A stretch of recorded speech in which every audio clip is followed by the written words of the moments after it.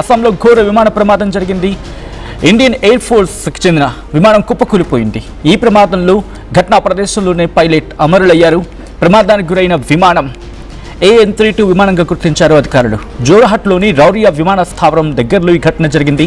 Indian air ఫోర్స్లో 40 ఏళ్లుగా సేవలు అందిస్తుంది AN-32 విమానం. AN-32 విమానం భారత సైన్యానికి చాలా కీలకం. ఎంత కీలకం అనేది నేను ముందు వివరించబోతూ ఉన్నాను. అండ్ ఆ డీటెయిల్స్ తెలిసిన తర్వాత షాక్ అవ్వడమే కాదు, మీరు కూడా దిగ్భ్రాంతి వ్యక్తం చేస్తారు. ఆ విజువల్స్ మీరు చూస్తూ ఉన్నారు. ఒక్క మాటలో చెప్పాలంటే మన ఇండియన్ ఎయిర్ ఫోర్స్కి అత్యవసర సమయాల్లో బాహుబలి విమానం ఇది. ఎలా అంటే ఎప్పుడైనా భారత వైమానిక దళానికి ఇండియన్ ఎయిర్ ఫోర్స్కి ఒక పెద్ద ఆపరేషన్ జరగాలి, లేకపోతే యుద్ధం లాంటి పరిస్థితులు వచ్చినప్పుడు కీలకమైన విమానంగా గుర్తుపెట్టుకోవాలి అంటే గుర్తొచ్చేది ముందుగా AN-32. అటువంటి విమానం ఈరోజు కుప్పకూలిపోయింది. AN-32 విమానం భారత సైన్యానికి రక్షణ సామాగ్రి, నిత్యావసర సరుకులు చేరవేసేందుకు ఉపయోగిస్తూ ఉంటుంది ఇండియన్ ఆర్మీ. అయితే ఈ ప్రమాదానికి సాంకేతిక లోపం కారణమా, లేకపోతే వాతావరణం అనుకూలించకపోవడమే కారణమా, లేకపోతే కుట్రకోణం ఏదైనా ఉందా? నేను ఎందుకు ఈ మాట అంటున్నానంటే నిన్ననే పాకిస్తాన్ ఏకంగా తన రక్షణ బడ్జెట్లో 17.6% పెంచింది. వింటున్నారా? 17.6% వాళ్ళ రక్షణ బడ్జెట్ని ఇంకా పెంచింది. దీంట్లో ఏమైనా కుట్రకోణం ఉందా? ప్రస్తుతం ఈ అన్ని కోణాలకు కూడా దర్యాప్తు జరుగుతోంది. దీని గురించి చెప్పాలంటే హిమాలయాల్లోని 15,000 అడుగుల ఎత్తులో ఉన్న ఒక సైనిక పోస్ట్కి ఆహారం పంపాలంటే గుర్తొచ్చేది AN-32. సియాచిన్ గ్లేషియర్స్లో, అటువంటి సియాచిన్ లాంటి ప్రాంతాల్లో జవాన్లు చిక్కుకుపోయంటే రక్షించడానికి ముందుగా నేనున్నానంటూ భారత వైమానిక రంగానికి అండగా నిలిచేది ఈ AN-32. యుద్ధం వస్తే ఆయుధాలని, మందుగుండు సామాగ్రిని తరలించాలంటే నేనున్నానంటూ ముందుండేది AN-32 విమానం. భారత్కి అత్యవసరం అనుకున్న ప్రతి సందర్భంలోని మన భారత వాయుసేనకి మొదట గుర్తొచ్చే పేరే AN-32. And this is not a fighter jet, and this is not a bomber, but యుద్ధంలో మాత్రం ఫైటర్ జెట్లకు ఊపిరి పోసే విమానం ఇది. యుద్ధ లాంటి పరిస్థితుల్లో ఇటు మన విమానాలకి ఊపిరి పోసేది.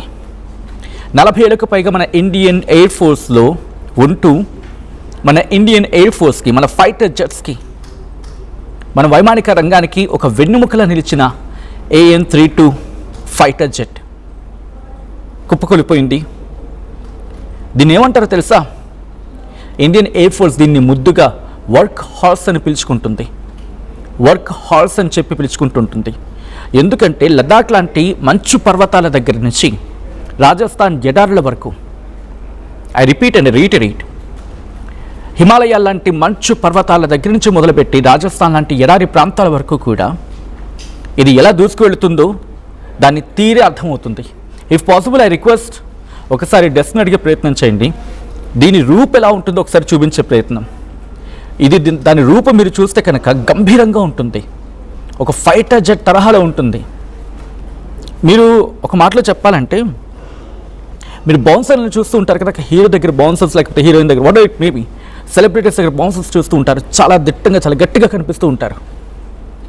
బట్ నేరుగా వాళ్ళు వెళ్ళి అందరినీ కొట్టేస్తారా? I'm saying in a general perspective మాట్లాడుతున్నా. సో అంత దిట్టంగా, అంత గట్టిగా ఉండి అటాకింగ్కి రెడీగా ఉన్నట్టు కనిపించేలా ఉంటూ ఉంటారు. కంపారిజన్ కరెక్ట్ కాకపోవచ్చు, కానీ మీకు అవగాహన కోసం మాత్రమే చెప్పే ప్రయత్నం ఇది. అటువంటిది ఈ AN-32 యుద్ధ విమానం. మన వైమానిక రంగానికి సంబంధించి మాట్లాడుకుంటే నేనున్నాంట్రా, మీకు ఆపద ఉందా, మే హూ, చలో దేఖ్లేంగే అంటూ ఉంటుంది. సైనికులు మరి ముఖ్యంగా గుర్తుపెట్టుకోండి, 15,000 అడుగులో ఉన్న హిమాలయాల్లోకి మనుషులు చేరుకోవాలంటే ఇక్కడి నుంచి విశాఖపట్నం చేరుకోవడానికి మనకి ట్రైన్ రూట్స్ కావచ్చు, లేకపోతే వాట్ ఇట్ మేబీ, ఇన్ని ఉంటేనే ఒక 500 కిలోమీటర్లు ట్రావెల్ చేయడానికి మనకి దాదాపుగా ఆన్ అండ్ యావరేజ్ కనీసం మనం విమానం మీద వెళ్ళాలన్నా కూడా ఎంతసేపు పడుతుందండి? కనీసం గంట. అటువంటిది 15,000 అడుగుల ఎత్తులో ఉన్న ఆ ప్రాంతానికి చేరుకోవాలంటే, అక్కడ మన సైన్యాన్ని కాపాడాలంటే, అక్కడున్న వాళ్ళని మనం రక్షించుకోవాలంటే, అక్కడికి వాళ్ళకి ఫుడ్ సప్లై చేయాలంటే ఎంత ఖర్చు అవుతుంది? ఖర్చు మాట పక్కన పెడితే ఎంత వ్యయ ప్రయాసాలతో కూడుకున్నది. అటువంటి విమానం ఈరోజు మనం కోల్పోయాం. ఇది బహుశా ఇది ఒక విమానమే కదా అని చెప్పి తేలిగ్గా తీసుకోకూడదు. దీని వెనక లోతైన దర్యాప్తు జరుగుతుంది. అన్ని విషయాలు పూర్తిగా బయటికి రాకపోవచ్చు, కానీ వచ్చిన సందర్భాలు మాత్రం 1970లలో అదిగో మీరు చూడొచ్చు, విమాన శకలాలు మీరు చూస్తున్నారు ఆర్టీవీ స్క్రీన్ మీద. ప్రమాదం ఆ ఘటనకు కారణమైన, అంటే ఇది టెక్నికల్గా జరిగిన ఇష్యూనా, లేకపోతే ఎవరైనా కుట్రకోణం దీంట్లో ఉందా, లేకపోతే వాతావరణం అనుకూలించకపోవడంతో జరిగిన ప్రమాదమా? 1, 2, 3 కాదు, అనేక కోణాల్లో దర్యాప్తు జరుగుతూ ఉంది. అండ్ ఇటువంటి ఘటనలు జరిగినప్పుడు ఫస్ట్లీ కాక్పిట్ రికార్డర్ అంటూ ఉంటారు కదా, బ్లాక్ బాక్స్, దాన్ని వాళ్ళు రికవర్ చేసుకోవడం జరుగుతుంది. రికవర్ చేసుకున్నప్పుడు ఆ పైలట్ ఆఖరి కాన్వర్సేషన్ దాంట్లో ఉంటుంది. దురదృష్టవశాత్తు మనం పైలట్ని కూడా కోల్పోయాం. మనం పైలట్ అమరులయ్యారు ఈ ఘటనలో.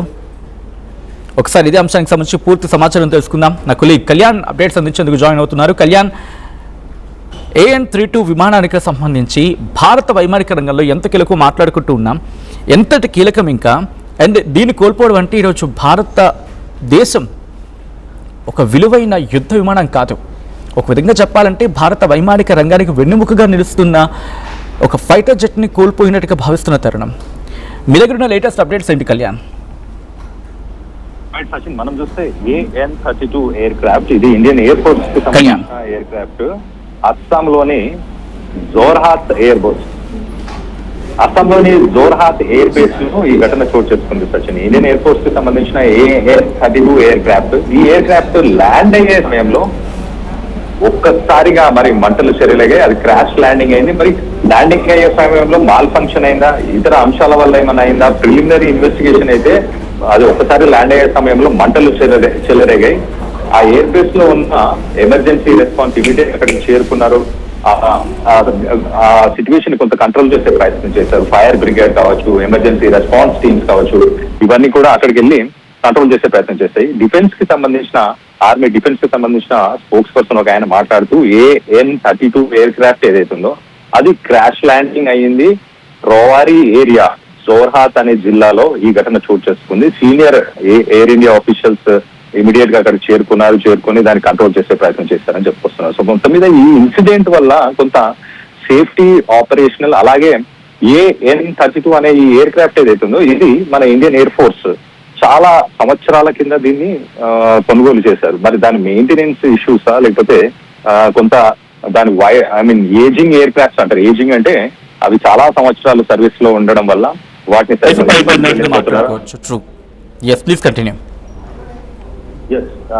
సో ఈ ఇష్యూ మనం మార్చ్ లో కూడా ఒకసారి చూస్తే, మార్చ్ 5th Sukhoi 30 అనే ఒక ఫైటర్ జెట్ కుప్పకూలిపోయింది. దాంట్లో 2 పైలట్లు చనిపోవడం కూడా జరిగింది. అది కూడా సేమ్ అస్సాంకి సంబంధించిన కార్బీ ఆంగ్లాంగ్ అనే జిల్లాలో ఈ ఘటన చోటు చేస్తుంది. అది ఒక ట్విన్ సీటర్, అంటే 2 పైలట్స్ కూర్చునే ఒక ఫైటర్ జెట్ అని చెప్పొచ్చు. అది కూడా అస్సాంలోని జోర్హాత్ ఎయిర్ బేస్ లోనే ఎయిర్ ఫోర్స్ స్టేషన్ కి సంబంధించిన ఫైటర్ జెట్. ఒక సాటీ అంటే సాధారణంగా ఒక రౌండ్ వేస్తూ ఉంటారు, ఎప్పటికప్పుడు సర్వేలెన్స్ చేయడానికి సార్టీస్ చేస్తుంటారు. అలాంటి ఒక సార్టీ చేసే సమయంలోనే ఈ Sukhoi 30 అనే రష్యాకి సంబంధించిన ఫైటర్ జెట్ కూడా కూలిపోయింది. దాంట్లో 2 పైలట్లు కూడా ప్రాణాలను కోల్పోయారు. కొంత నార్త్ ఈస్టర్న్ స్టేట్స్ మనం ఒకసారి చూస్తే కనుక 7 సిస్టర్స్ అంటూ కూడా అంటుంటారు వాటిని. సో ఈ నార్త్ ఈస్టర్న్ స్టేట్స్ లో అక్కడ జాగ్రఫీ మీరు మాట్లాడినట్టు అక్కడ కొంత కొండ ప్రాంతం అయి ఉండడం, అలాగే అక్కడికి ఎప్పుడైనా సామాగ్రి చేరవేయాలన్నా అక్కడ ఆర్మీకి కూడా ఆపరేషన్స్ సరిగ్గా చేయాలంటే మరి దానికి తగ్గట్టు అలాంటి ఎక్విప్మెంట్ ప్రస్తుతానికి ఇండియన్ ఎయిర్ ఫోర్స్ డిప్లాయ్ చేసిందా, కొంత ఏజ్డ్ పరికరాలు కావచ్చు, ఎయిర్ క్రాఫ్ట్స్ కావచ్చు, ఇవన్నీ కూడా వాడుతున్నారన్న వాదనలు కూడా వస్తున్నాయి. మొత్తం మీద ఒక విషాద సంఘటన మార్చిలో చోటు చేసుకుంది. ప్రస్తుతానికి AN-32 లో ఎంతమంది చనిపోయారు, లేకపోతే అక్కడ గాయపడ్డారా అన్న ఇన్ఫర్మేషన్ అయితే ప్రస్తుతానికి ఇంకా రాలేదు సచిన్. సో ప్రస్తుతానికి సిచ్యువేషన్ కంట్రోల్ చేస్తున్నాము, అక్కడ మంటలని ఆపే ప్రయత్నం చేస్తున్నాం అంటూ ఆర్మీకి సంబంధించిన డిఫెన్స్ సంబంధించిన స్పోక్స్ పర్సన్స్ అయితే మాట్లాడుకొచ్చారు Sachin. Right Kalyan, thanks for the update. ఈ మధ్య దాదాపుగా జూన్ నెలలో, అంటే ఈరోజు జరిగిన ఘటన, అంతకుముందు కళ్యాణ్ చెప్పినట్టుగా అస్సాంలో Sukhoi S-30 MKI, అది కూడా ట్రైనింగ్ టైంలో అక్కడ ట్రైనీలను శిక్షణ సందర్భంలో తిరుగుతూ చక్కలు కొడుతున్నప్పుడు అప్పుడు ప్రమాదానికి గురైంది. దీంట్లో 2 పైలట్లను కోల్పోయాం. ఈరోజు జరిగిన ఘటనలో 1 పైలట్ను కోల్పోయాం. ఫిబ్రవరిలో తేజస్ ట్రైనింగ్ సందర్భంలో ల్యాండింగ్ అవుతున్న టైంలో HAL తేజస్ ప్రమాదానికి గురైందని చెప్పి అప్పుడు చాలా వార్తలు వచ్చాయి. ఆ తర్వాత 2025కి వచ్చినప్పుడు జూలై 2025లో జాగ్వార్ ట్రైనర్ ప్రమాదానికి గురైన సందర్భం. IAF జాగ్వార్ ట్రైనర్ విమానం శిక్షణ మిషన్లో కూలిపోయిందని చెప్పి ఆ టైంలో 2 పైలట్లు కోల్పోయారని చెప్పి వార్తలు విన్నాం.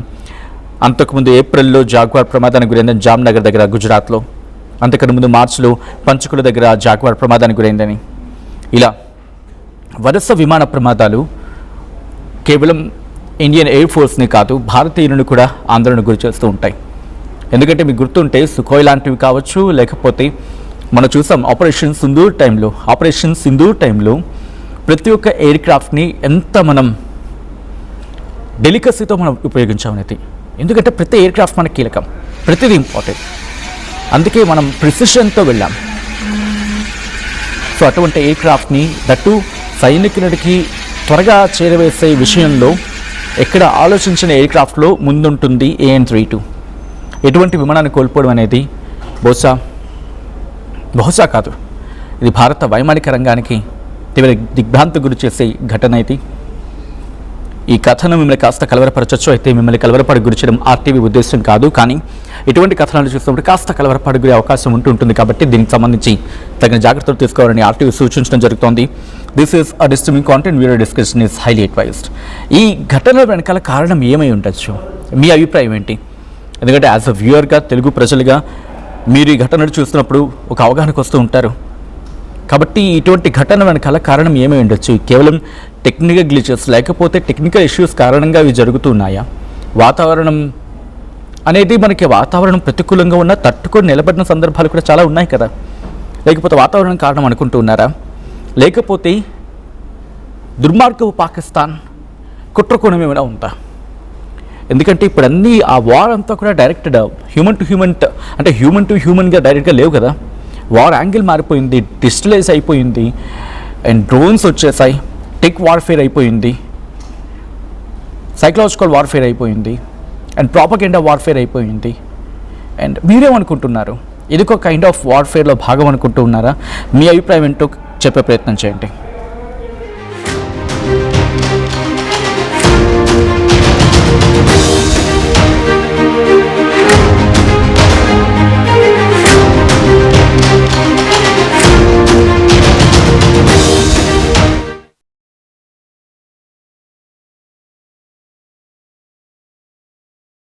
ముప్పై 35 ఏళ్లుగా నా జీవితంలో లేవు. 35 ఏళ్లుగా నేను డైపర్లలో బ్రతికాను. 6 సెంటీమీటర్ల ఫిస్టులా నా మూత్రాశయంలో లీక్ కారణమైంది. ఎవరూ నాకు సహాయం చేయలేకపోయారు. AINUలో వైద్యులను కలిసే వరకు. అక్కడ వారు రోబోటిక్ శస్త్రచికిత్సతో నాకు పరిష్కారం ఇచ్చారు. వారు నా ఆత్మవిశ్వాసాన్ని కూడా తిరిగిచ్చారు. Precision care makes it possible. The Center for Robotic Surgery at AINU. Bringing the industry expertise to the classroom. KL deemed to be university.